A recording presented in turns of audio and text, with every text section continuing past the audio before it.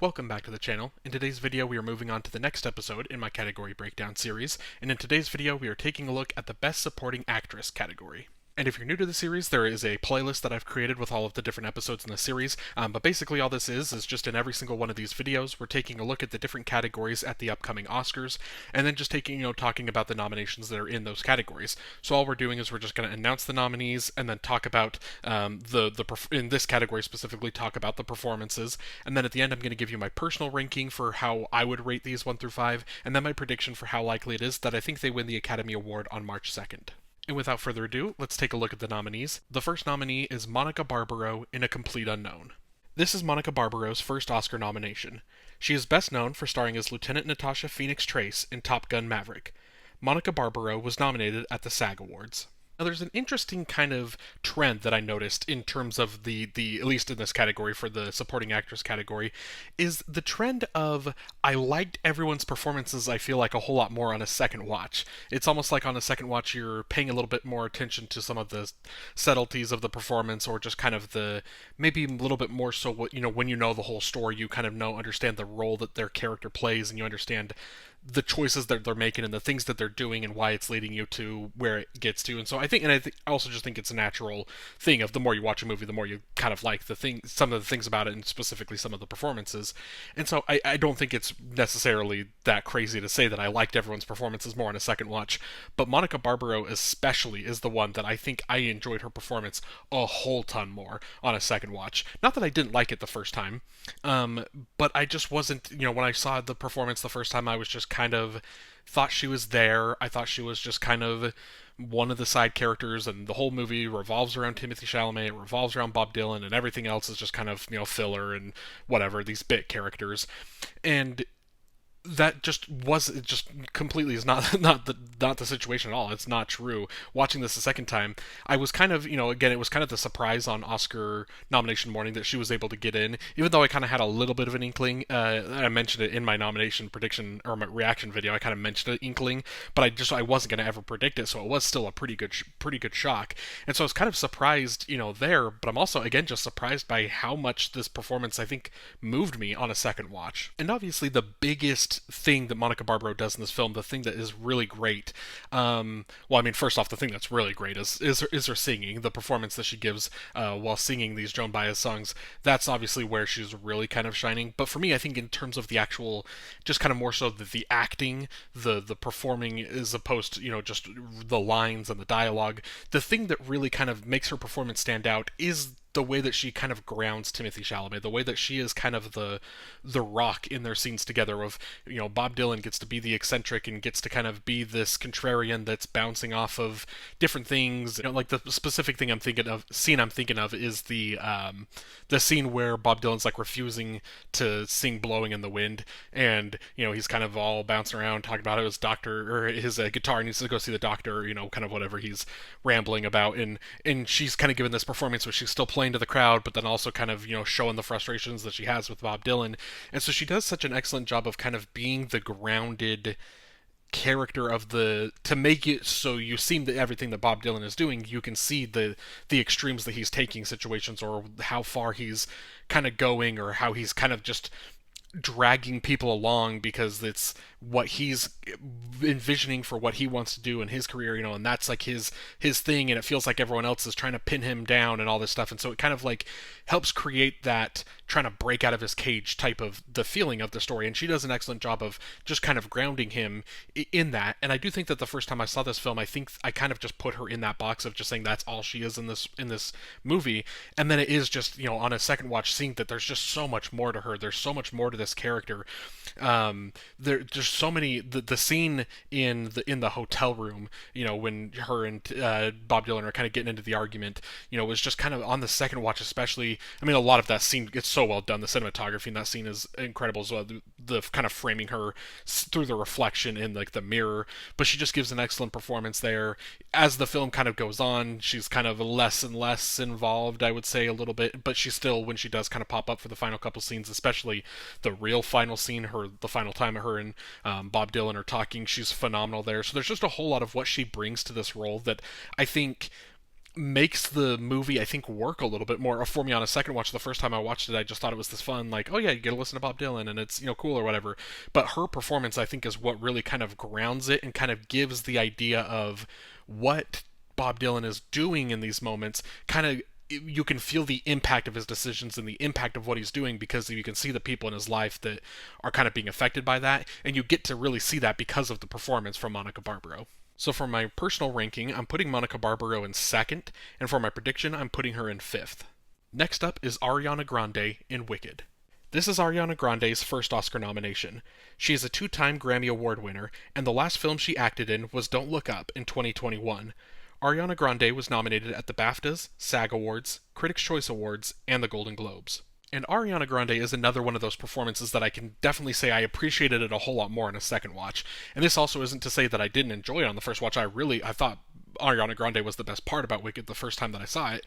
But it was more so one of those things where I just thought she was the best part in an okay movie, and, she brings a lot of fun to it, and I didn't necessarily, I don't know. I didn't necessarily look at her performance as some sort of big Oscar thing, when I was seeing it. Even though she was kind of in the conversation, I just was like, I don't know if this is like, an Oscar type thing. I don't know if this is like the performance that they're going to nominate. And then I watch it a second time, and obviously this is after nominations. And the entire time I was watching it, just thinking, you're an idiot. Of course, this is this is what the Oscars are going to nominate. They're going to nominate, just a beautiful and emotional, just really out there type of performance. And again, this is another one. Talk about, Monica Barbaro and her singing, Ariana Grande specifically singing multiple, I guess, obviously, I guess Monica Barbaro singing Joan Baez's songs, but Ariana Grande is getting to sing these big musical numbers, these things that are composed for the stage, and these musical numbers that, she doesn't quite get the same kind of belting songs that Cynthia Erivo gets, but she still gets the iconic songs like Has to Nail Popular, her parts in like No One Mourns the Wicked, and just all of the other different the songs that she's in this play. She has to kind of just obviously nail the singing, but a lot of it too is, I think, what really impressed me about her performance is also nailing the choreography along with the singing. So that specifically, and that's kind of the obvious thing that I think when you're going to talk about Ariana Grande's performance, that's the thing that you're going to highlight. And that's, if the Oscars, hopefully they show acting clips, right, for the acting performances. If they do show a clip, they're probably going to show you a clip of her singing, I would assume. There might be a couple other moments, but a lot of what they can show as well is they can show you, like, one I can totally envision them doing is like the Galinda scene, when she's talking to Dr. Dillman, is that his name? It is trying to, get her to, the comedic side of the performance. That's something that I think on the first watch I was like, oh yeah, she's funny, but on the second watch I was like, oh yeah, like she is brilliant. This is great comedic acting. She is really bringing that aspect to it on top of the singing. It's just all comes together very well for me. But ultimately I think the thing that really kind of gets me, and this is the thing that what makes, I think, Wicked work so well, is ending on the Defying Gravity number.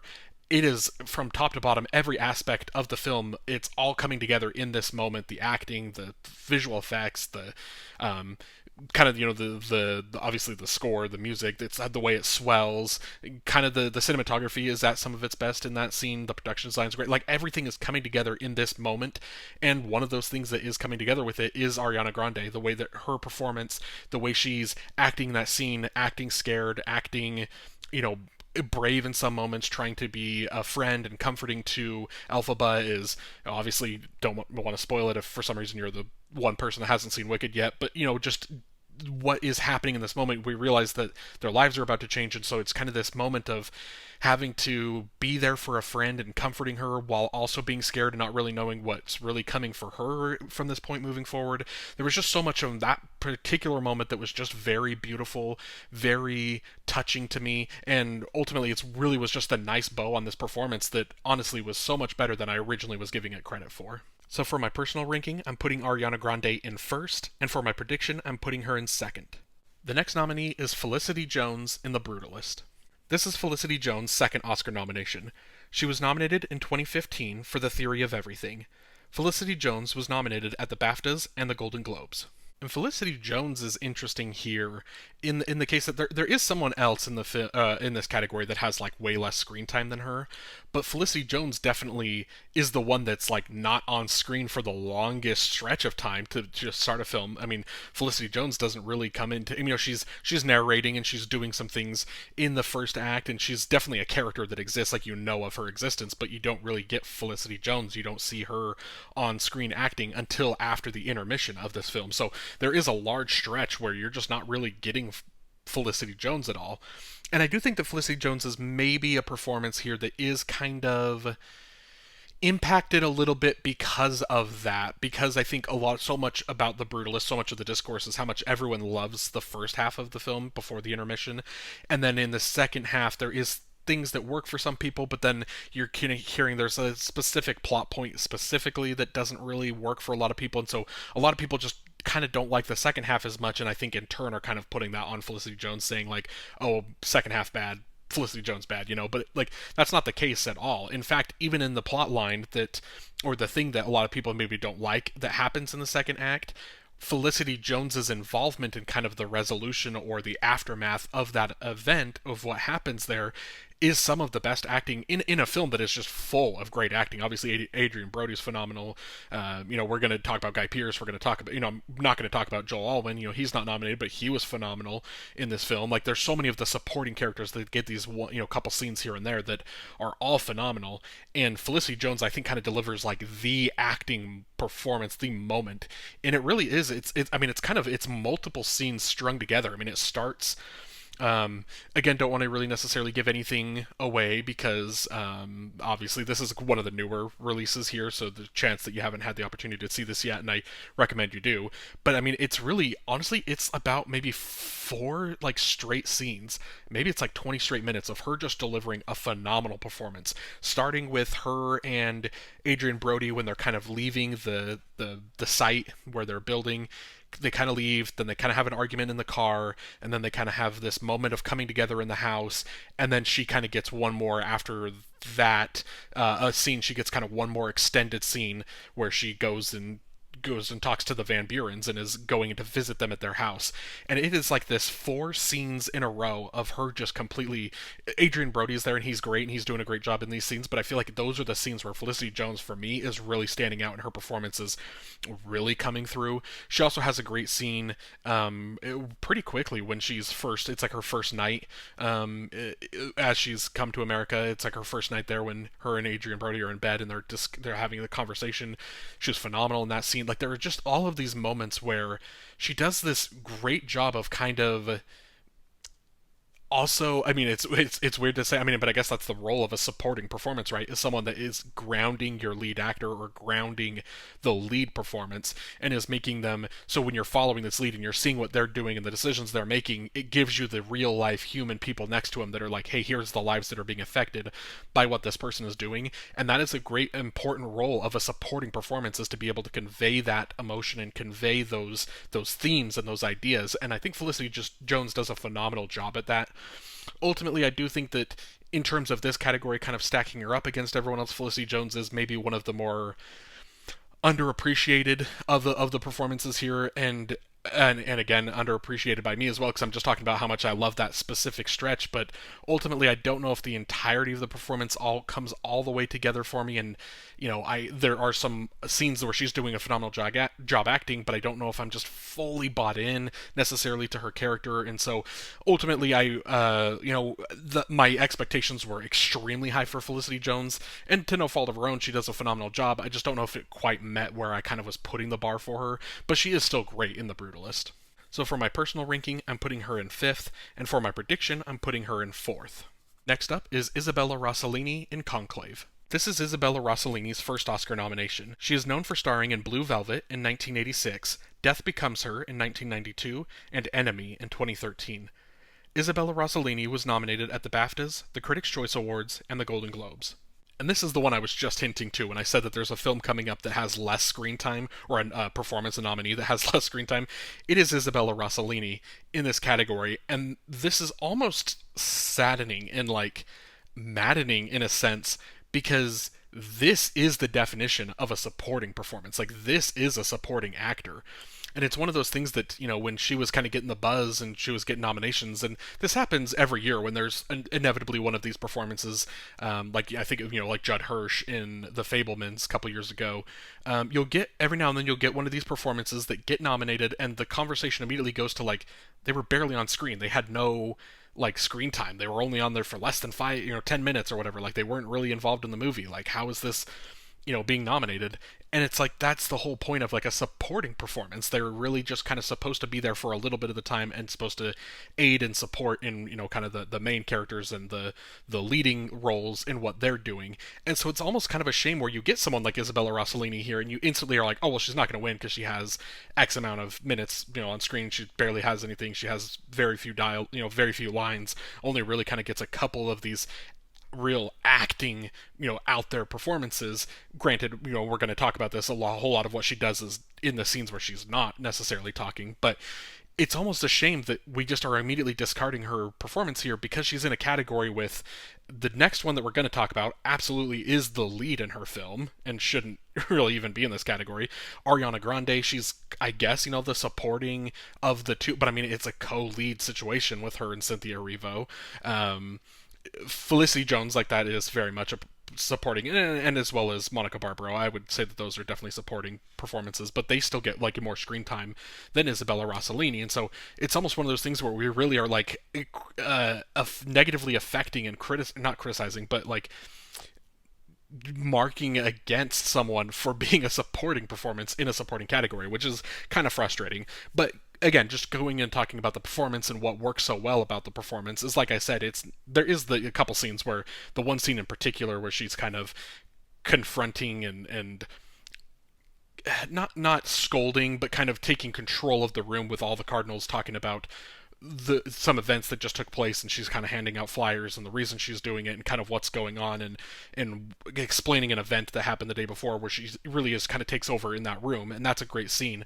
But she also has a lot of scenes again with no dialogue, where she's just kind of examining and she's watching kind of in the shadows, just watching these cardinals do everything, and she's kind of just silently observing and trying to come to terms with what she is seeing. And she does an excellent job of, in these scenes, of not really speaking, not, you can kind of just say not really acting, but she is still doing so much acting with just kind of the facial kind of the facial things she's doing, kind of the twitches that she might make, or kind of having to, the way that she'll blink, or she'll kind of turn her head as she's kind of understanding or accepting information, and you're kind of seeing her capturing that as well. Just does a phenomenal job in just terms of like her body language in this film. She's also phenomenal, or just has a great scene of when Cardinal Lawrence is kind of breaking into the Pope's room and kind of searching through his stuff, and she's kind of outside the door and kind of knows he's in there and searching for something, and her kind of silently just you kind of have that tense moment of, oh, is she going to come in? Is she going to be mad? Or like, what's going to happen here? And her kind of pulling some strings kind of just in the background, where all of these cardinals and all these hopeful popes, are just kind of bickering and arguing, and she does such an excellent job of really, again, I say that I think this is the third time I've said this out of like the four nominees, she does an excellent job of grounding everyone. She does an excellent job of, again, and that is, like I said, that's kind of the best part of supporting roles, is to kind of give you these characters of like everything that's happening with like the main characters or the main ensemble or whatever. You're kind of following them and being like, oh, these are all these big things, and then it's important to kind of have the people to the side, the supporting roles, these parts, especially here in this instance, the nuns that are kind of being in the corner of this story because we're following the cardinals specifically. But you have these nuns, and these are the people, the everyone, the Catholic people that are in this situation of like, this new pope is going to affect so many different people.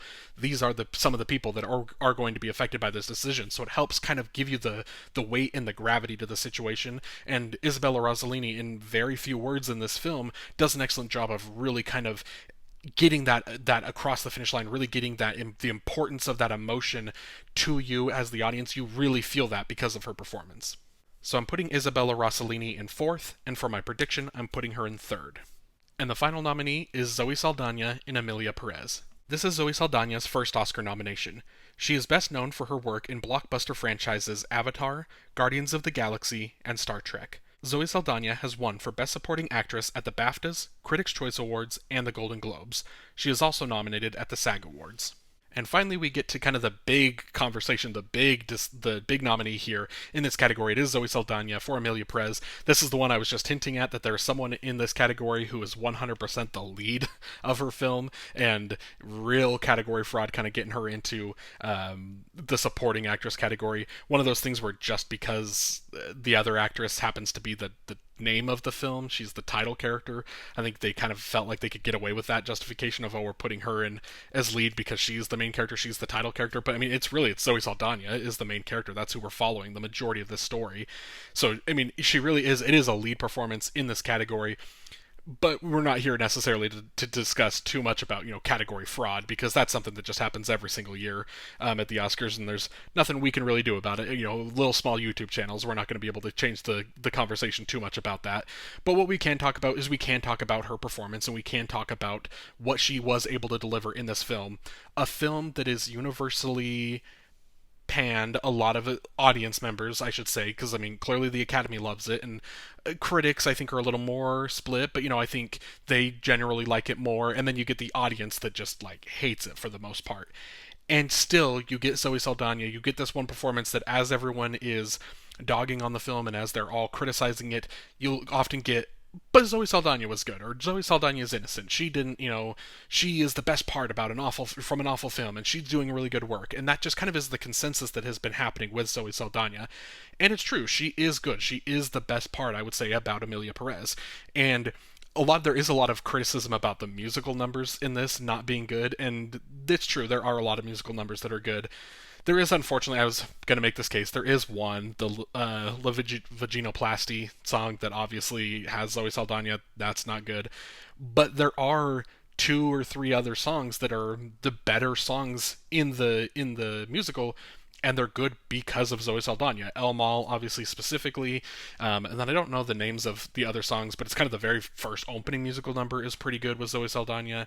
There is the Mr. Mystery song that is weird, and even though Zoe Saldana's her lines in it aren't the whole it's a weird conversation to be turning into a musical number, but she on her part is doing a good, it's her performance, her singing is really good in this duet, and it's the part of I'll get her parts, her lines of that song just kind of stuck in my head because of the way that she's able to, the performance that she was able to give. So it really is one of those things where her performance does kind of transcend a lot of the negative conversation about this film. And it is, like I was saying in my last video, is the international film category where I was talking about Emilia Perez. I think that there is a thing where I do think that there is some categories where the controversy surrounding Emilia Perez right now are going to negatively affect the film. I think any category that is involving Zoe Saldana, I don't think those are going to be affected, because I think people feel comfortable voting for Zoe Saldana and they don't necessarily think of that as a vote for the film or a vote for, the kind of the bigotry and the hateful tweets from Carlos Sofia Gascon, things like that, where they're able to have a clean conscience, vote for Zoe Saldana because they're voting for that specific performance, and that specific performance is good. So it is a thing where I don't necessarily think she should be in this category, because I think she should be in the lead category, but Zoe Saldana does deliver a great performance in an otherwise kind of forgettable, or just not a great film. She is specifically the best part about that film. So for my personal ranking, I'm putting Zoe Saldana in 3rd, and for my prediction, I'm putting her in 1st. And that's it. Thank you so much for watching this video. Let me know down below in the comments what you think of this category and who you're rooting for to win. Do you think Ariana Grande is going to be able to pull off the surprise at the Oscars? I'm losing a little bit of faith. Even if she is able to kind of pull off a surprising SAG win at this point, I still don't necessarily. She just needed to get a couple of precursors along the way and make it a little bit more neck and neck in terms to have confidence really in her at the Oscars. I think at this point, Zoe Saldana has kind of just run away with the category. But let me know what you think of that below in the comments. And also, if you would like to like this video and then subscribe to the channel so you don't miss any future episodes in the category breakdown series, I would greatly appreciate it. And have a great day.